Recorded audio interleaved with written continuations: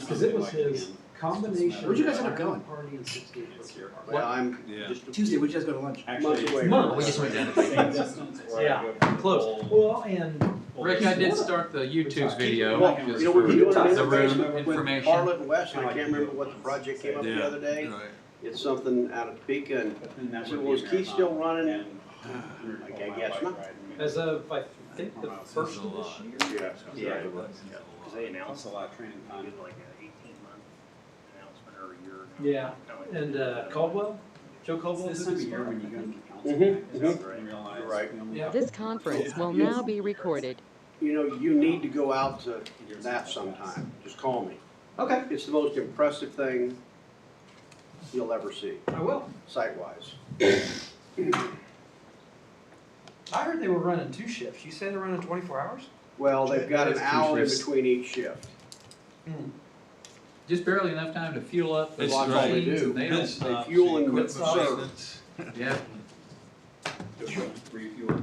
Yeah, refuel. Lube up, and I mean, yeah, they gotta change the oil in those things every now and then. every now and then they have to change some tires because they shred some. I know, well, Yeah. Oh, is there something on there? Yeah. Oh, you got something. Yeah. I got Yeah.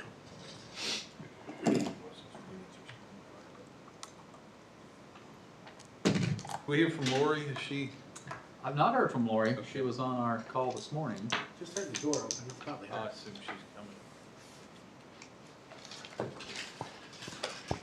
She had to park down the block. Yeah. It's a busy evening. I think you have her coming in now.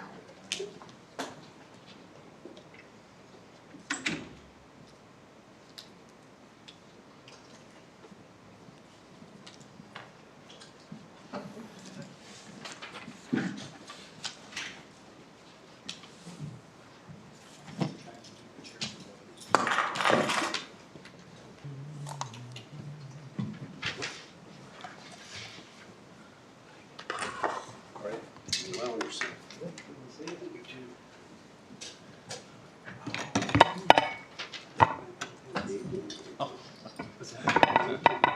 Exactly.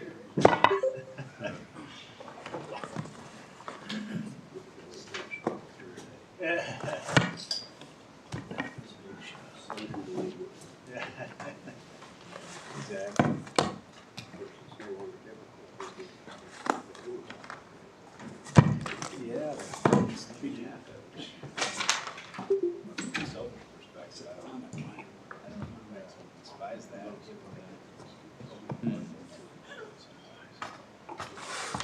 The new Wi-Fi, Lori? What? There's a new Wi-Fi. Oh, great. Yeah. Now I'm gonna curveball. be late. I wasn't gonna be late, but now I'm gonna be late. And those are zeros, and that's a O. Oh. Zeros and a O. So somehow the mayor was able to ask for the password. Oh, Maybe I'm yeah. screwed. Kevin Ritter might be I on didn't signing even on. ask, it Oh, just it just asked did. for me, it just knew I needed it. That. So I'll watch and see if There it is. somebody asked. Yeah. I didn't see it, it didn't pop up on There you mine. go. You're done. Mine must be encrypted or something. I couldn't find it. No, but you probably I didn't had get a a request setting from that you. said don't Huh? ask. Didn't get a password request from you. I didn't either. From the mayor, and I didn't know. Danny had to type his in. We got it. No, it's an Apple, I think it's an Apple thing. I think the first one to do it. Doesn't matter if you get. I think you have to Did do you get an Rob? Apple device. This is a No, PC. I didn't get So one. Me and I'll Robert share it encrypted with you. Well, Kevin got Similar. We got Ritter got. I don't think I did Oh, it he on my did? phone yet. No, Yeah, because I was that halfway was, through that was my- the Yeah. first Oh, official. I'm too lazy to do it on my phone yet. I haven't signed I think it. that's Development just project, John and I. Oh, did it? Yeah, right. Yeah. We've known each other. All right, That are we was- ready? I got 7 o'clock. Yeah, I think the technology is ready. All right. It's 7 o'clock. I'd like to call the October 20th DeSoto City Council meeting. Let's start with roll call, please. Murdoch? Here. Daniels? Here. Michael? Present. Ritter? Here. Lane? Here. All are present. All right, thank you. I would invite you all to please rise and join me in the Pledge of Allegiance. I pledge allegiance to the flag of the United States of America, to the republic for which it stands, one nation, under God, indivisible, with liberty and justice for all.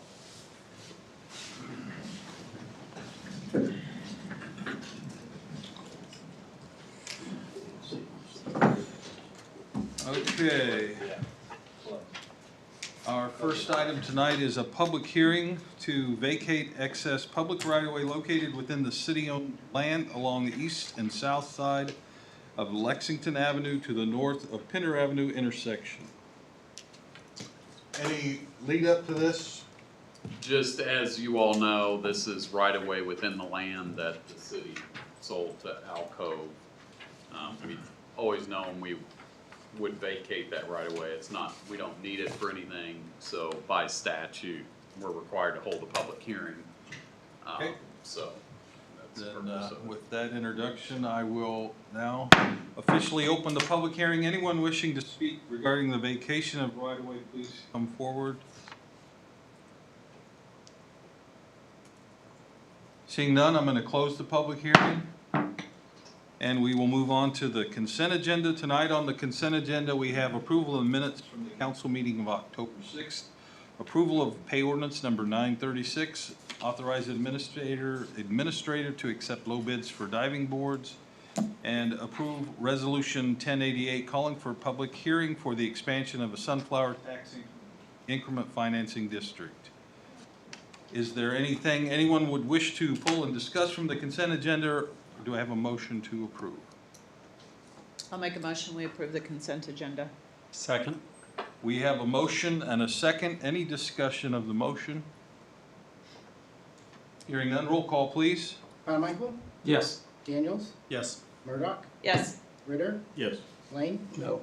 motion carries. Item 2 is called to public. Members of the public are welcome to use this time to comment about any matter relating to city business not listed on tonight's agenda. The comments discussed under call to public may or may not be acted on by the council during this meeting. Does anyone wish to address the council under call to public? Mike, is there anyone online? No one online, Mayor. Item 3 is old business. We do not have any, so we'll go to item 4A. Consider agreement with Johnson County Stormwater Management for Ottawa Street funding. Yes, Council, this funding source is one were approved for about a year ago. It'll pay for a portion of the Ottawa Street reconstruction project. Specifically, it's coming from the Johnson County Stormwater Management Advisory Council, the SMAC program. We were approved for what we thought was going to be about half the cost of replacing the 2 large culverts that are just north of the BNSF Railroad. Remember last month we approved the construction bids for that project. That culvert cost is higher than what we'd anticipated. I did reach out to SMAC representatives, and this program does not have the mechanism to account for an overage like that. Some of the other county programs do, CARS does, and some of the other ones do, but this one doesn't. This is really the first time that we are getting this bucket of funding from the county. The SMAC program's always been there for large stormwater projects, but this is a specially designated pool of those funds intended just for system replacements of older and aging system, kind of a maintenance component that never existed before. So it's under that program that the maintenance component is where we're getting the $150,000. There's just not a mechanism to increase that for overages. So this is the $150,000 roughly is capped, and they do require this short little interlocal agreement to secure that funding. So I'd recommend to authorize the mayor to sign the agreement. Okay. Questions from council? Comments? I say no consideration because we haven't gotten anything in the past that maybe you could have a little. I told as sad a story as I could. I'm sure you did, Mike. I'm sure you did. I'll make a motion that we move to authorize the mayor to sign the agreement with Johnson County for the Ottawa Street Stormwater Renewal Project. I'll second that. All right, we have a motion and a second. Any discussion? Roll call, please. Murdock, Yes. Ritter, Here. Yes. Daniels, Yes. Lane, Yes. Carmichael, Yes. motion carries. All right. Item 4B, consider agreement with Johnson County Cars for Lexington Avenue funding. Yes, council, another county project. You might recall as part of the incentive offer for Panasonic, the county pledged $2 million from the CARS program toward the improvements that are being initiated and largely funded by KDOT for 103rd Street and then also Lexington Avenue. That $2 million has been programmed in the CARS 5-year program. The first tranche is in 2023 for $980,000. The program includes a second tranche next year for $1.2 million. So it'll actually total a little over $2 million. You'll remember CARS is a reimbursement program that covers half of the construction costs. In this case, construction costs, KDOT's estimated the whole project to be around $40 million. So nowhere close to that. But this is part of the county's funding commitment to that effort. It does require a local match, which we will far exceed in the terms of the contract. We've also obligated a similar commitment of $2 million within our CIP. So next year we have $1 million in the 2023 budget in the CIP for this effort. We have a similar amount, another $1 million in 2024 in our CIP for that year. So this agreement just talks about next year's funding of $980,000, and it's identical to previous agreements. The most recent one was for the roundabout project. Okay. Any questions for Mike on the CARS agreement? Are we ready for a motion?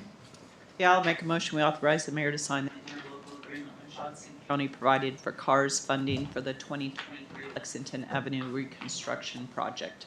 Second that. We have a motion and a second. Any discussion?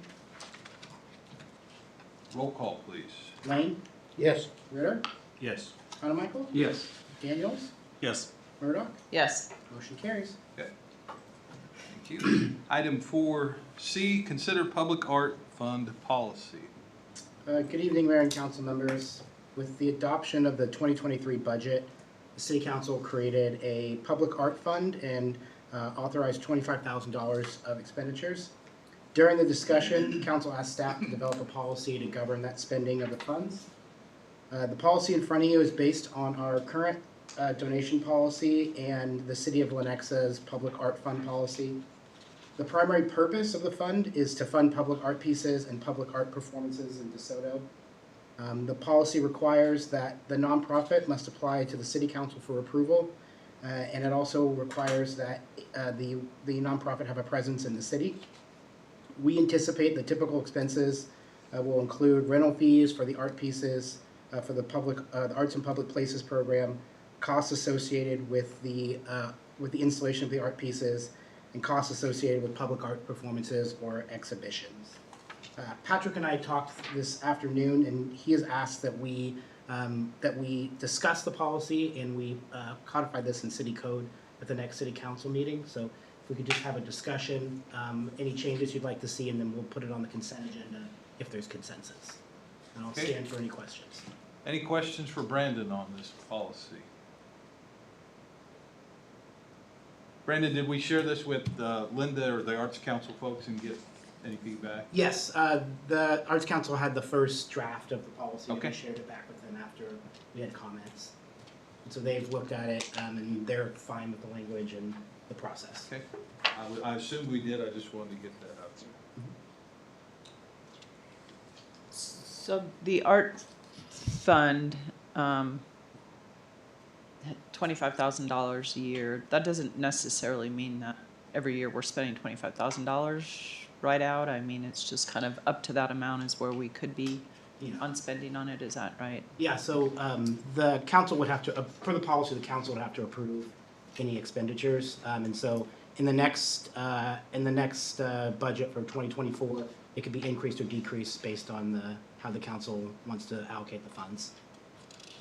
I mean, I guess where I'm going at that was, you know, if somebody decides to do a project, I mean, Arts Council obviously is very active and does things that, it's not like we're gonna foot the full bill on everything that they do necessarily just because there's money in the account, is kind of what my thought is that we would be a part of what's going on with what they're doing, other than maybe art projects that we're renting or something. But I'm just thinking of like their art show or the concert or the play that they're doing. Yeah. That it would, you know, there's not really a limit though on one event or piece or anything like that. So it's our kind of discretion how much we would want at any time for a particular situation, right? Yes, yeah. Okay.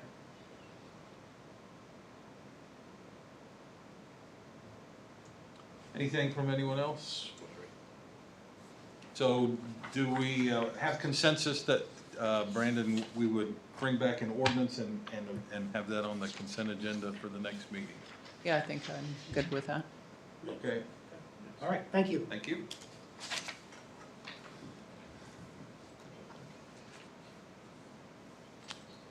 Item D, consider proposal from IBTS for third-party plan review and building inspection services for the Panasonic project. Yes, council.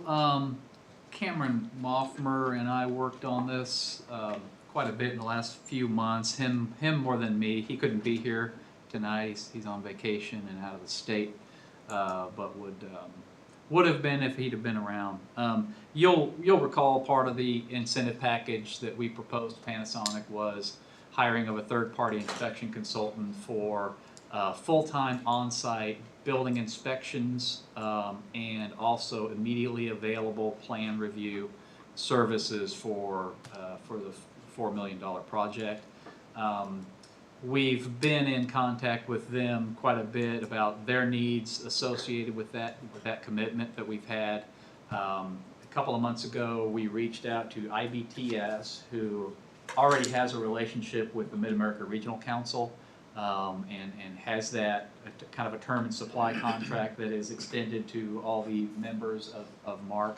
We also asked George Butler and Associates to give us fee proposals on a general scope basis.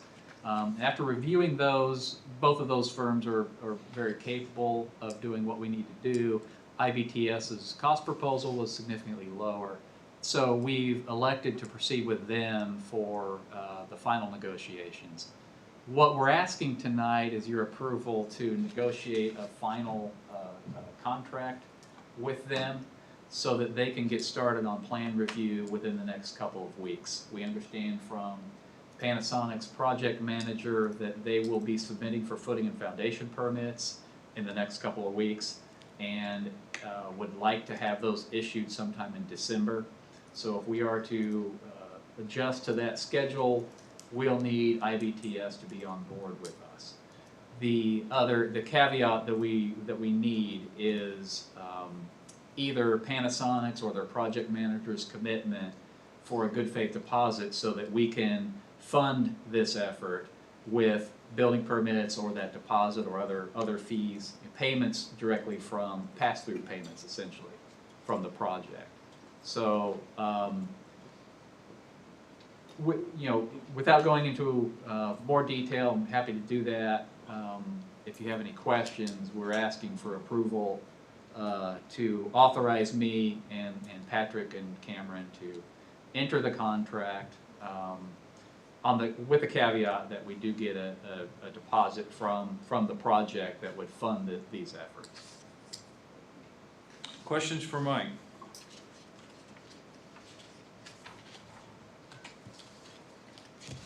So, my question, so you're going to execute a contract without bringing it back to us, is that what I'm hearing? Yeah, that's what we'd like authority to do, if you're comfortable doing that. And as you said, with the caveat that we do get the deposit. Yeah. Or that there's an acknowledgement of the deposit. Yeah, we wouldn't sign the contract until we have the deposit in hand. And this is part of the TIF agreement too? No, it's not necessarily related to TIF. The package of incentives included TIF, but we also... Well, it just says down there in that second paragraph, the funding is part of the TIF agreement, it says. Oh, I'm sorry, so... So you guys are gonna set that then?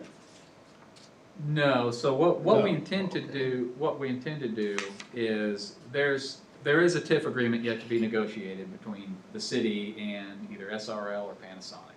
We haven't seen that yet. There's also a master development agreement to be negotiated between SRL and the city. We haven't seen that yet here.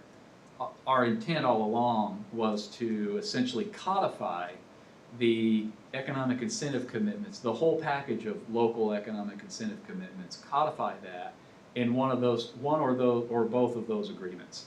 So the TIF obligation will be codified in a TIF agreement, maybe with Panasonic, maybe with SRL, maybe with both. We just don't know the structure of that yet. We'll also codify the other incentive proposals that we proposed in lowering the company, and those include discounts on building permits, this obligation for on-site inspection, inspection services, some utility discounts, and a few other items that are associated with the incentive package. So this says this exact funding is part of the TIF agreement. That's what it says here. Is that not correct, or is that incorrect? That's correct. The Okay, TIF that's all I agreement need to in know. master I development just- agreement. It just didn't sound, okay. So, All right, well, I'll make a motion to approve the city administrator to engage IBTS for third-party inspections and plan review services for the Panasonic project while final development agreement, TIF agreement are finalized to prevent unnecessary delays once those are approved, with the caveat of acknowledgement of the deposit for the permit inspection funds. I'll second the motion. We have a motion and a second. Any discussion?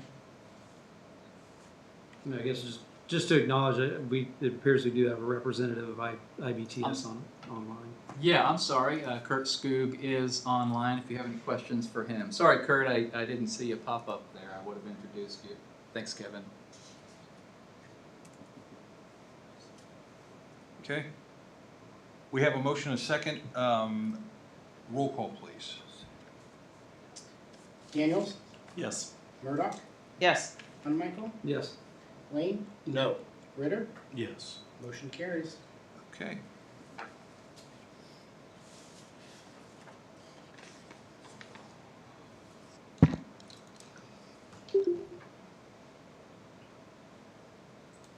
Item E, receive report on 83rd Street Bridge and consider design contract with Lockwood. Yeah, council, the staff report, I've requested this issue be tabled till the November 3rd meeting. Be happy to go over the report, design report that was included in your packet, but Lochner is, we didn't have the scope and fee for the phase 2 before the packets went out, so happy to answer any questions, discuss the report, but ask for you to table this till November 3rd. And Lochner, I'm assuming, will be here at, Yeah. at November 3rd, Yes. so. Yep. I'll make a motion, we table this issue until the November 3rd meeting. All right, we have a motion and a second. All in favor say aye. Aye. Opposed, same sign. Okay, we'll table that. Item F, consider task orders with HDR for continued support activities related to the Panasonic project. Yes, council, we continue our efforts to stay ahead of the quickly moving, massive Panasonic project. The main effort for us are these the utility, water and sewer treatment plant expansions. HDR has been engaged to help us through that. They were here at the last plan committee or council meeting to go over the results of their preliminary report. The next step in that process is to prepare and submit a basis of design report to KDHE. That will be a requirement before KDHE can approve the expansion plans. So the first task order is associated directly with that, the production of that report. These engineering fees that we're incurring now can be rolled into the project funding mechanism for the water treatment plant if desired at a later time. And we've been working with financial advisors and our bond counsel toward that end, and probably have a plan in place by the first of the year for council's consideration. Just the overall funding mechanisms while we also pursue grant funding and other sources. But it is important to keep the process going if we're gonna meet our deadline of the first part of 2025 to have those expansions done. So that's task order number one. The second task order is also with HDR. Essentially, it's a backfill staff support to maintain coordination and communication across the many consultants and developers and construction teams and state agencies that are involved in the world of all things Panasonic. Essentially, HDR has been engaged by Panasonic directly to design the sewer extensions up to the site. They've been hired by the Flint team to help, in addition, also to help with the sewer design. You know, they've done sewer flow calculations for us. They've really been involved on all sides, so it makes a lot of sense to have their help in backfilling our efforts to keep the projects coordinated and moving in a positive direction. So that's task order number 2, attached as Exhibit B. Initial funding for this will still come from that $400,000 line item we have in our CIP this year.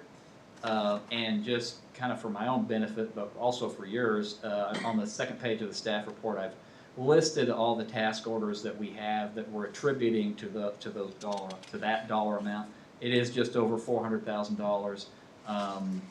But the way these are set up is that this is a time and it's a hourly fee not to exceed task orders for all these items. So we'll monitor the expense of that, and if we get close to the $400,000, we'll need to identify additional funding source for those efforts. So with that, I'm asking for your approval on both of the task orders for HDR, and I think we'd probably like separate motions for each of those.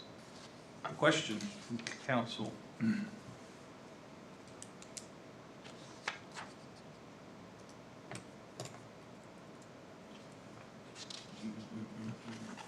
We're so full of questions tonight. So I guess my question would be, do we anticipate this would wrap up most of our, let's say, early or pre-engineering expenses? Are we looking at additional between the on-calls for? Yeah, it's hard to anticipate what might or might not come up. I think this will certainly do us for, it'll get us to the point where we're ready to consider design build consulting teams for both of those efforts. It is difficult to predict exactly what we know. We don't have any more money in the CIP. Yeah. that's one restriction on our ability there. Anyone else? Someone would like to make a motion? This is with HDR.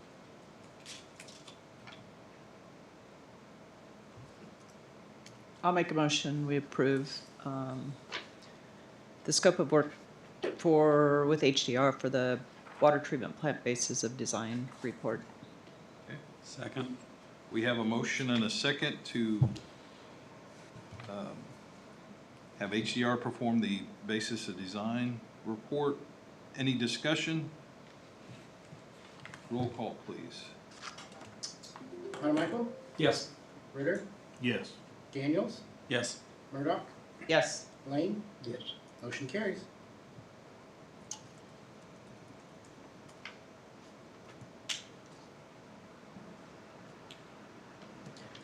I'll make another motion, we approve the on-call support task order with HDR also.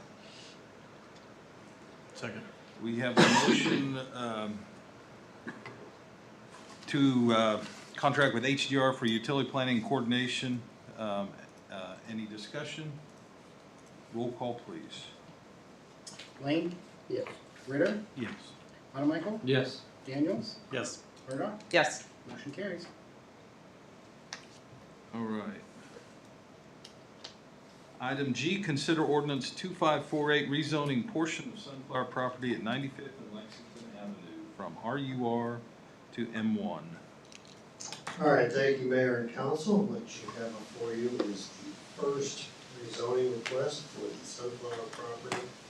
As you know, last January, the council annexed 6,000 acres of the property within the city of DeSoto, and one of the first steps to moving forward with development, as you know, we did issue a grading permit for that site. That's not tied to a rezoning process.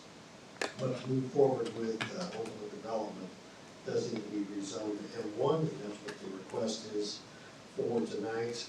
We did have a public hearing at the planning commission meeting. There were no comments received on this particular item.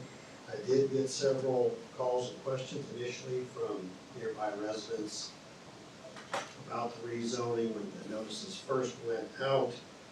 Most of them were concerned. There's several businesses along the west side of Lexington that are concerned about the road widening and access. They certainly want to be able to have left turns across the road.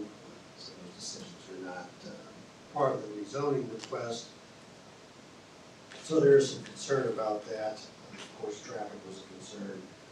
But generally, nobody was upset or had any kind of great inhibitions about the potential rezoning. We went through the standard notification process.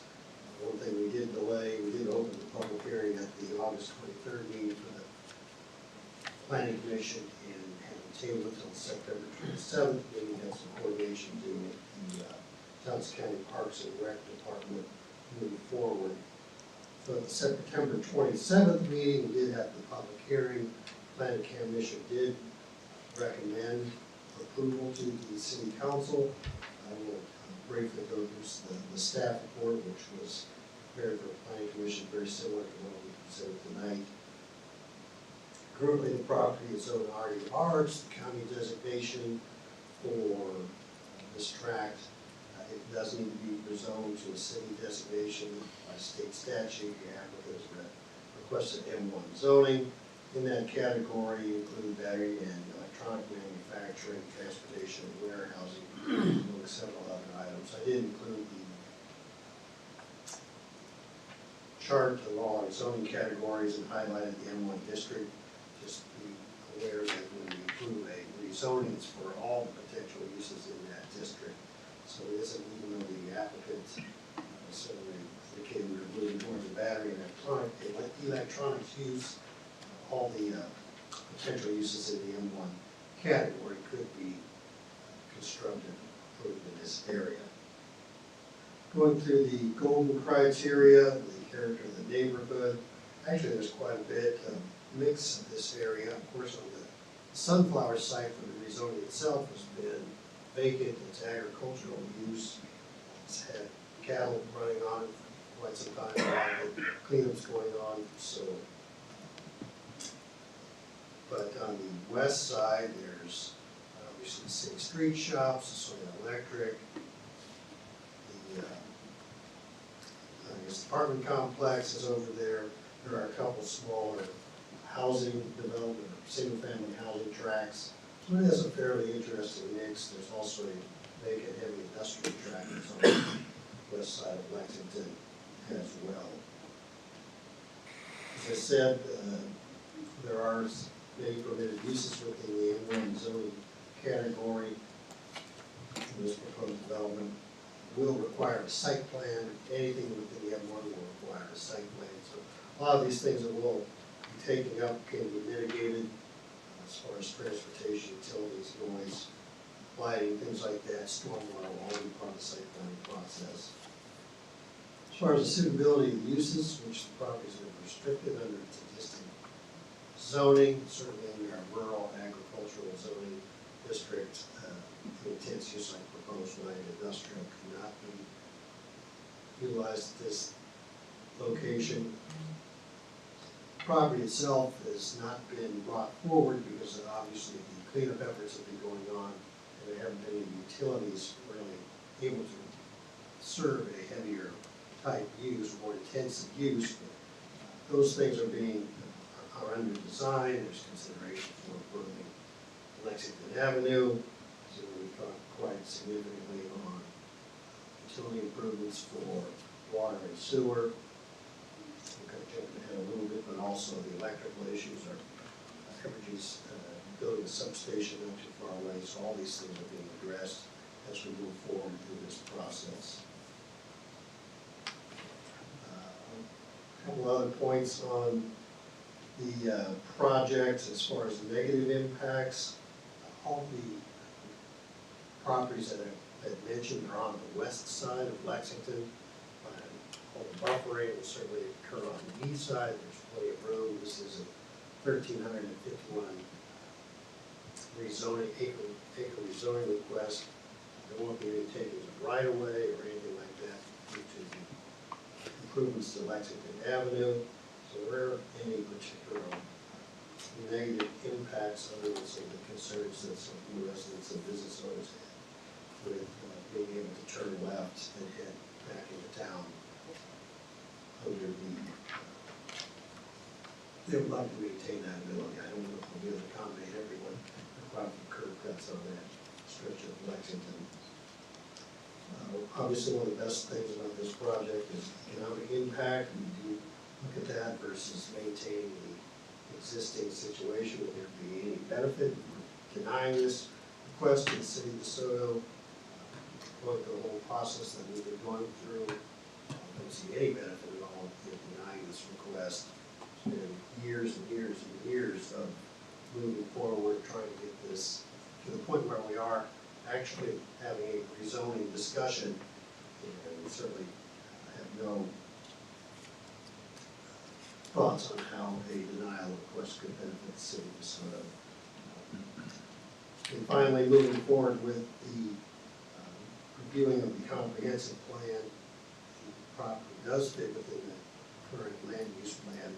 As you know, we are working with the committee to update the land use plan and try to get rid of some of the mixed use. But the areas that are proposed in the land use plan are shown as light industrial currently.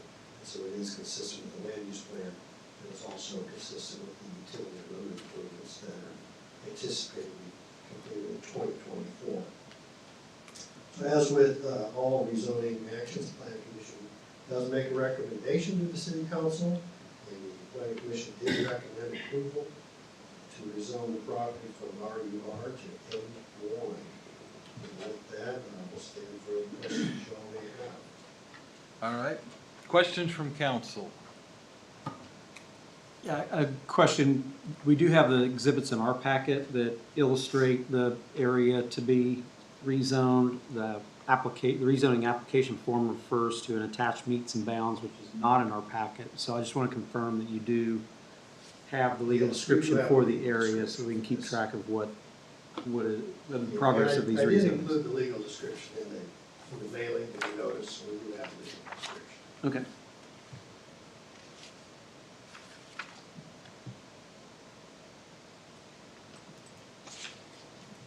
I think it was attached to the ordinance. Did you have the ordinance in your packet? Yeah, the ordinance is in Yeah, I'm not, my hard See the copy. Was it, is it not on the Yeah, Google actually it Drive? is in there. 2548. I mean, I have the printed copy, but I I don't see the ordinance. the ordinance didn't get in the No, it didn't get. Google packet. Okay, but the legal description's in the ordinance. Yes, it is. Okay, okay. I did not read it line for line to verify. Well, I just want to make sure we have it. Yes. Okay. Well, that clears that up. But it is there. Any other questions? Any comments from the applicant on the rezoning? Nothing to add? All right. Happy to answer questions. Any questions for Brad or the applicant?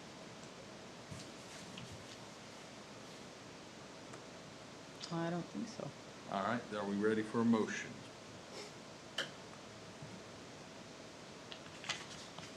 Sure we are. And it would be to approve ordinance 2548. I'll make a motion, we approve ordinance 2548 rezoning the 1,351 acres to M1. Second. We have a motion and a second. Any discussion? Roll call, please. Murdoch, Yes. Ritter, Yes. Daniels, Yes. Wayne. Yes. Monaco, Yes. motion carries. Mayor. Oh, Mayor Walker, excuse me, is a rezoning. Yes. Motion carries. All right. Thank you. Item I, consider resolution 1087 approving the city concert event, including allowing alcohol consumption on public property. Mayor, I think we skipped item 4H. Did I scribbled it out? Oh, it was another rezoning, wasn't it? Yeah, that's another, yeah. I just did those rezonings as one thing. All right. Item 4H, consider ordinance 2549 rezoning property or zoning property at the northeast corner of Lexington Avenue and Pinner to PD. All right, thank you, Mayor and Council. What you have before you here is a 2-acre rezoning request, actually not rezoning, zoning request, because the property is currently unzoned. It is owned or will soon be transferred. But it was right away from Lexington Avenue, it's just north of Dollar General. Request to be made by Justin Baker about some development and Matt here. There's something in attendance tonight. In accordance with our zoning regulations, we have to go through the exact same process we just went through for a 1,351 acre zoning tract, so I will go through the requirements.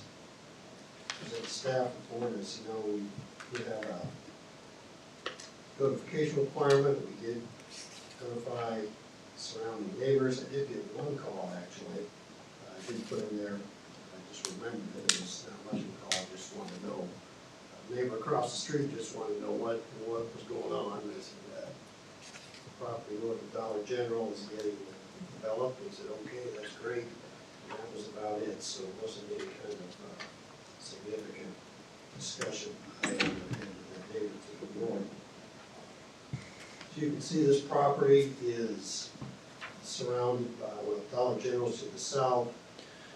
The property to the west, or pardon me, the east is vacant, however it is zoned for multifamily. And then the right of way from Lexington Avenue is quite wide, so there are residences over there, but they're certainly quite a bit away from this potential location, and then of course across from Dollar General's school property. One thing that's unique about this, it's a PD request, and because it's a PD, when we'll get into site plan issues, typically site plan state planning commission, but because of the zoning request, PD is tied to the zoning, so that is part of the zoning. And so I'll briefly run through the site plan that's included in your staff report. There's actually 2 buildings on this. The first floor will have commercial use, and the second floor will be, one building will be apartments. The second floor above the veterinary clinic will be part of, will have commercial use, and there will be 1 apartment above the veterinary clinic. There are proposed parking places, 68 proposed parking spaces, 12 of which are dedicated to apartment use.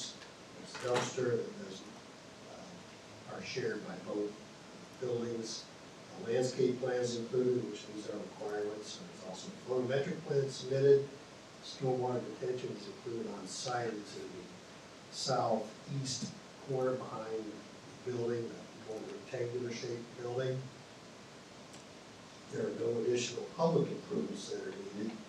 The streets, sanitary sewer lines, water lines are already in existence. The sidewalk is part of the trail system that goes along Lexington Avenue. There are, however, internal sidewalks that do go around all the buildings. The sanitary sewer will be a private, there's a private grinder pump system which will be privately maintained. So there really is no impact to city services. It will not require any additional by street crew department, by water, sanitary sewer department. One thing that's interesting about a PD, there's a recreational requirement if you have residential development. The very north, up in the very top of the triangle area will be a dog park, which will be used for the veterinary clinic and also open to the residents, the apartment residents in this location. So this will be our requirement for recreational items. Overall, there is an architectural design requirement as well. That's why the Site plan includes the renderings for the buildings, so you can see the buildings themselves. And, floor plans, layouts for both floors, also renderings of the exterior elevations, which show the peaks, the gables, and also the roof lines of the house.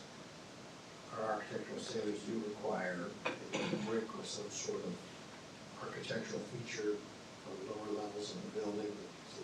The pillars also have the stonework around them as well. There's a proposed landscaping plan as part of the site plan submittal. And as I mentioned, there's no request of rights of way or anything like that. I mean, the property was ours, and so we sold them, or the city sold them what they needed to do the development, so there's no reason to have a easement request for the property. We do have some easements on the back of the stormwater areas, if there is some additional improvements that need to be had.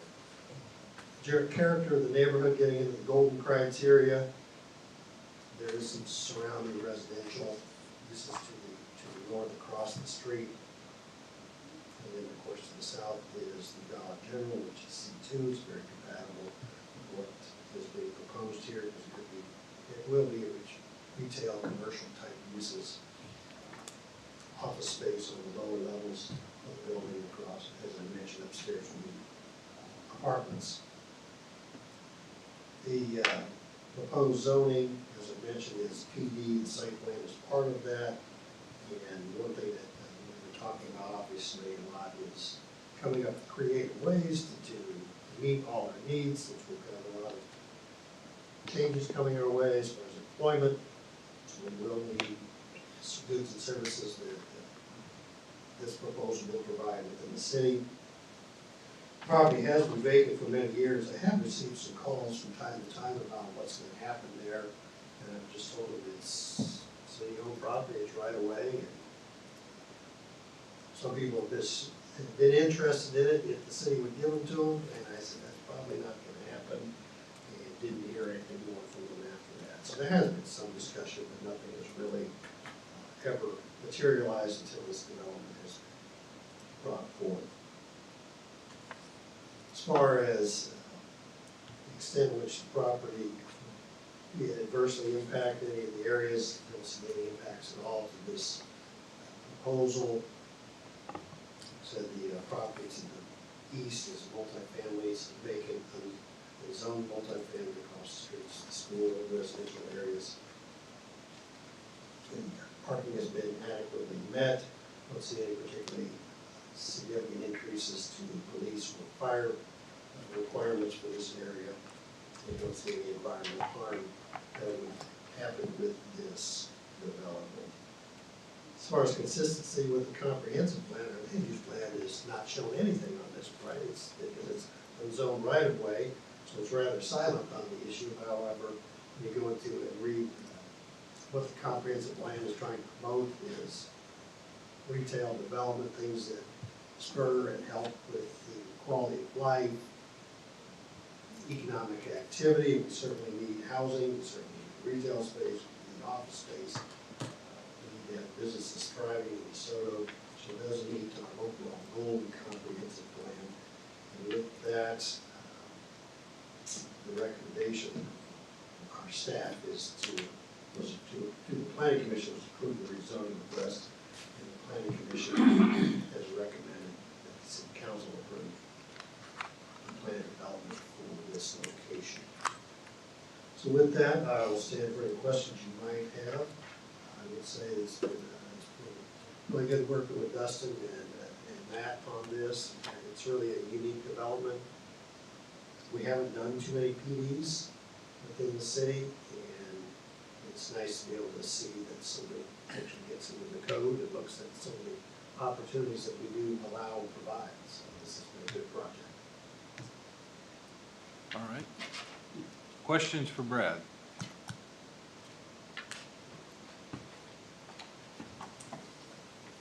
I'll make a motion, we approve the zoning request to PD plan development for this property. I'll second the motion. Just to Did it note, have an it's ordinance? ordinance 2549. Oh, yep. It's on the next one. There it is. Ordinance 2549. So we have a motion and a second to approve ordinance 2549. Any discussion? Roll call, please. Mayor Walker, Yes. Lane, Yes. Ritter, Yes. Monaco, Yes. Daniels, Yes. Murdoch, Yes. motion carries. Thank you, Brad. Item I, consider resolution 1087, approving city concert events. I can do it, Patrick, if you want to. Oh, that's fine. Okay. This, resolution is approving the concert event that will be downtown DeSoto. Because there'll be consumption of alcohol on public property, the resolution is required, so that's what you have in front of you. Questions from council?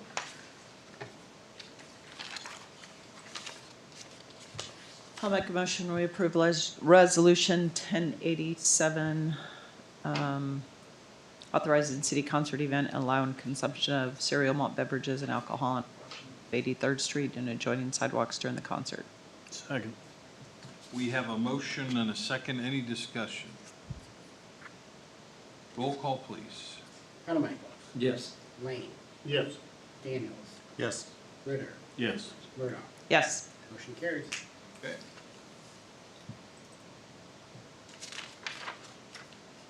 Item J, consider ordinance 2550 vacating public right-of-way within city-owned land along Lexington Avenue. Council, this refers to the public hearing item. If passed, we'll record this ordinance with the county, so that right-of-way will be reflected as not being right-of-way anymore. Questions? So the land we just rezoned or wish to rezone will now not be in the public right-of-way. Someone ready to make a motion? I'll make a motion, we approve ordinance 2550, ordering the vacation of the public right-of-way. I'll second that. We have a motion and a second. Any discussion? Roll call, please. Murdoch, Yes. Daniels, Yes. Monaco, Yes. Ritter, Yes. Lane, Yes. motion carries. All right. Item 5, executive session. We do not have any, correct? That's correct. Executive reports, city administrator. Yeah, council, a couple of things this evening. First, I want to welcome Chet Belcher to the team.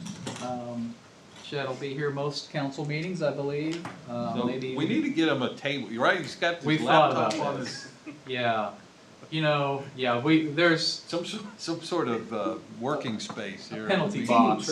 Yeah, TV tray.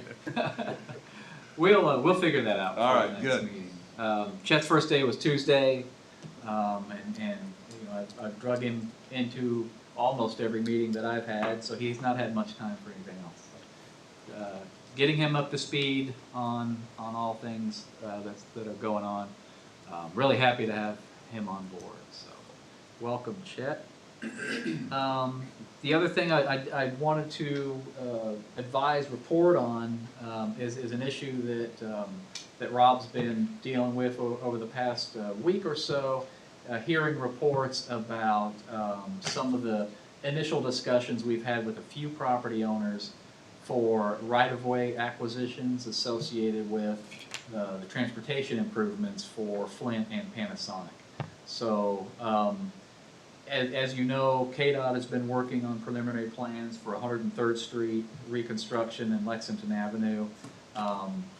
We know there's going to be right-of-way acquisitions along most of that route, actually along that entire route. About half of the route's going to be right-of-way needed from properties other than Sunflower. The first one being Flint Development, we'll need right-of-way across their frontage. There are a number of other property owners along 103rd Street, east of Edgerton Road, between there and Sunflower Road, that we will need right-of-way from. But most impactful on that project is the resident at the northwest corner of 103rd and Evening Star, that interchange. It's looking like a good portion of that property will be needed for that intersection improvement there. And we have had a legal consultant, Tim Orrick, who's working on our behalf, reach out to that property owner with initial discussions about the acquisition of that property. There's been no monetary offer yet. We're working through getting the legal process in place to get an appraisal of that, to come up with a monetary value, to offer that in accordance with KDOT's acquisition requirement process. So that discussion has been taking place. So there might be some community discussion or knowledge about some of that taking place. The other one is at the north end of Edgerton Road. There's a property at the northwest corner of 95th Street and Edgerton Road that that we'll need some right-of-way from. It's this part here. So here, this is Edgerton Road, north-south, 95th east-west. This property here on the corner, turn the parcel out. We need some right-of-way across that property. So we similarly have had our attorney representative reach out to that property owner. But there has been a monetary offer for that strip of right-of-way. It won't require the whole parcel, won't require relocation, but there's a strip of right-of-way there. So that discussion has taken place. In the event that these or any other properties or rights-of-way are need condemnation, any of that action through the city council for others, there's a whole process connected to that. With if it's the city, it'd be resolutions and ordinances, and so that would come forward to you at a future time. The complication here is that neither one of the two properties I'm talking about are in the city at this time. So the city cannot be the entity that condemns any of those parcels. Again, we hope to negotiate the sale, the transfer, so that condemnation won't be a requirement. But in the event that it is, it won't be the city. It would be KDOT or the county. We haven't really decided on exactly how that mechanism will work. But you might be hearing that already in the community. The other thing to keep in mind, I talked about right-of-way acquisitions along these parcels between Edgerton and Sunflower Road. The rest of the right-of-way acquisition would be on Sunflower, but we also are going to need, as we've discussed before, we're putting a pump station along 95th Street that'll have a force main that needs to go up 95th Street to Sunflower Road.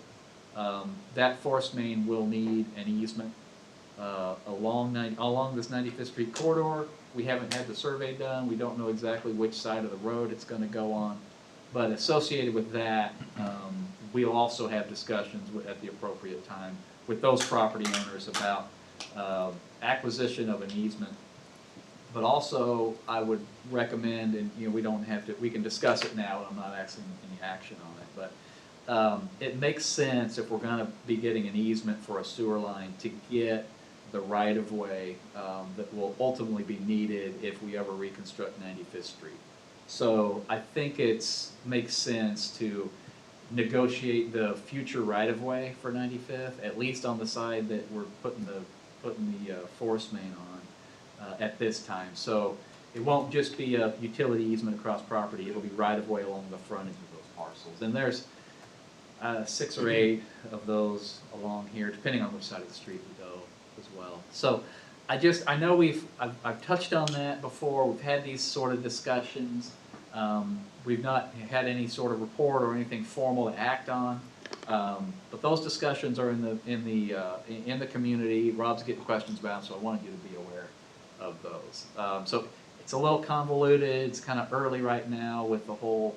Our consulting attorney is reaching out directly with his letterhead. These are city projects, but it wouldn't be us condemning, and so there's some confusion around that. Rob, we've had several conversations trying to get it, understood as best we can so that you guys have the information straight if you get questions on it. So Rob, do you think I explained? I think so. So as far as condemnation and domain, there's only really one property that the house and structure would be at risk, or are there more? Yeah, no, just the one. Just the one. That we're aware of now. Yeah, and that's this one right here. And so even though that's not city, that's in the county and that's KDOT, we're reaching out and attempting to negotiate. Yeah, But then if it is eminent domain usage, that would be through KDOT or through the county as it's not in DeSoto proper. that's right. Yeah. And then any of the others would be more like along the street access areas that normal right-of-ways and easements are typically given? Or would they be more through the physical properties deeper than along the edge of the road? No, everything else is just along the road front, expanding what's already there essentially. Yeah, right of way along the front. We don't anticipate, other than there is a possibility that the sewer lift station is going somewhere in this area, and there's a possibility we might want to put a sewer line or a force main along this creek rather than along 95th Street.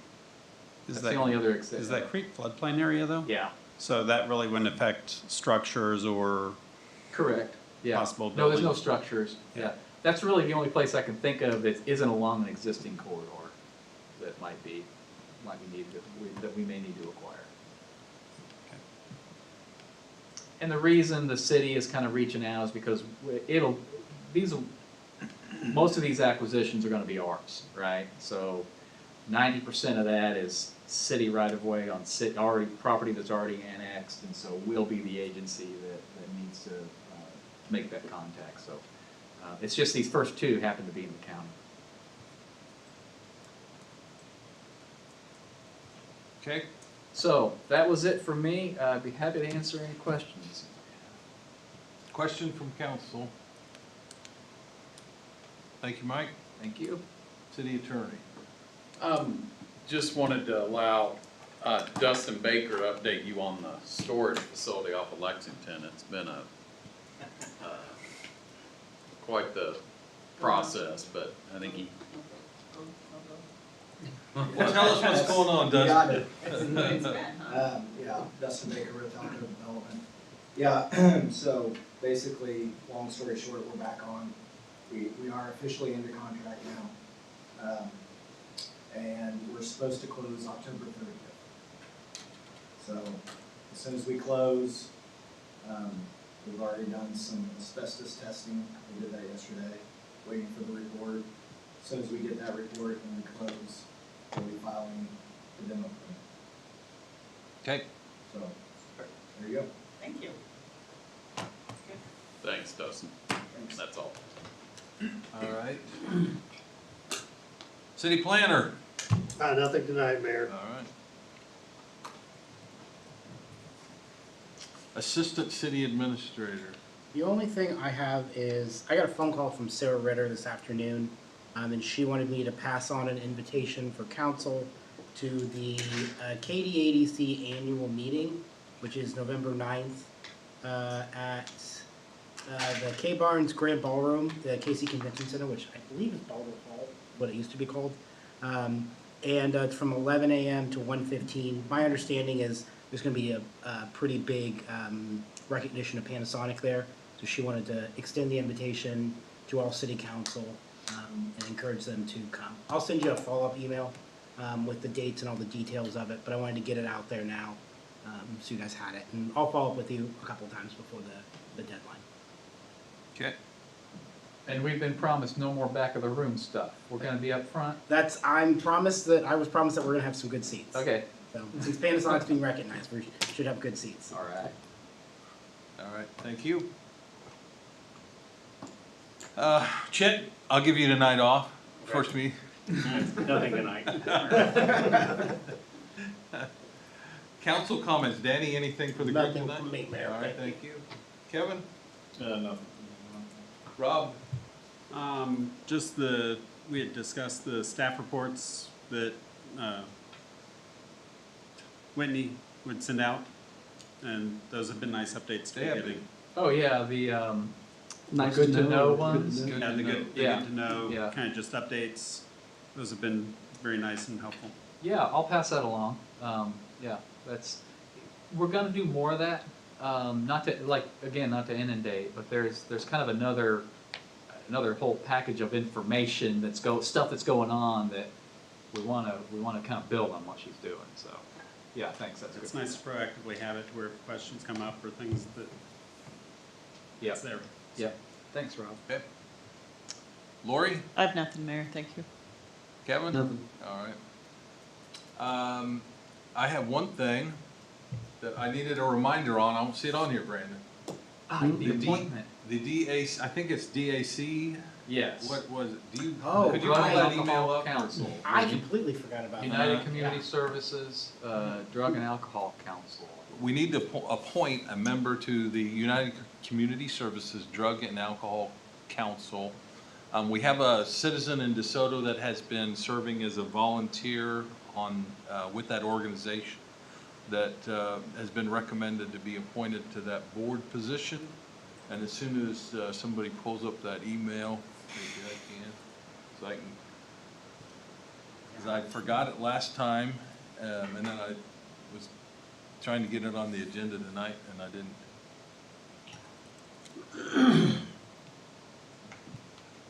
I should probably quit sharing my screen, but Yeah, right.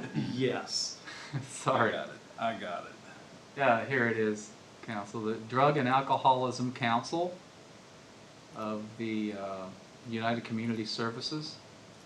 Catherine Triplett, Yeah. principal of the Triplett Law Firm and resident of DeSoto. She's a I would ask current for community the volunteer. council's consensus to appoint Catherine Triplett to the Drug and Alcohol Council Board.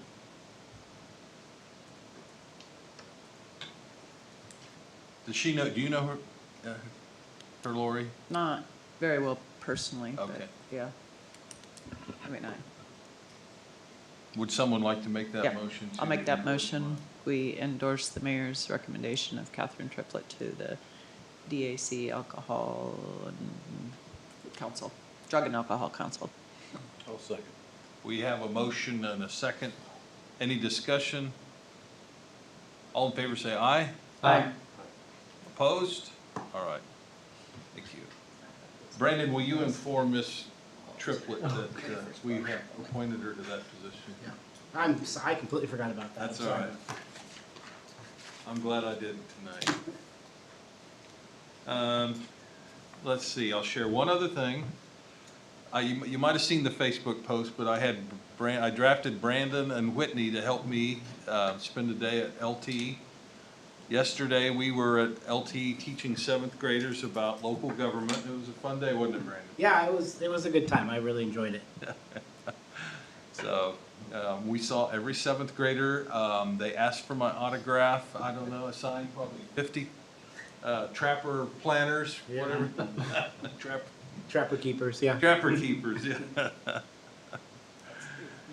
So if you ever want to feel good, just tell them you're someone important and go talk to kids, and then they'll ask you for your autograph. And I think that's all I have. I'll make a motion, we adjourn. Second. All in favor, say aye. Aye. Opposed, we're adjourned. All right.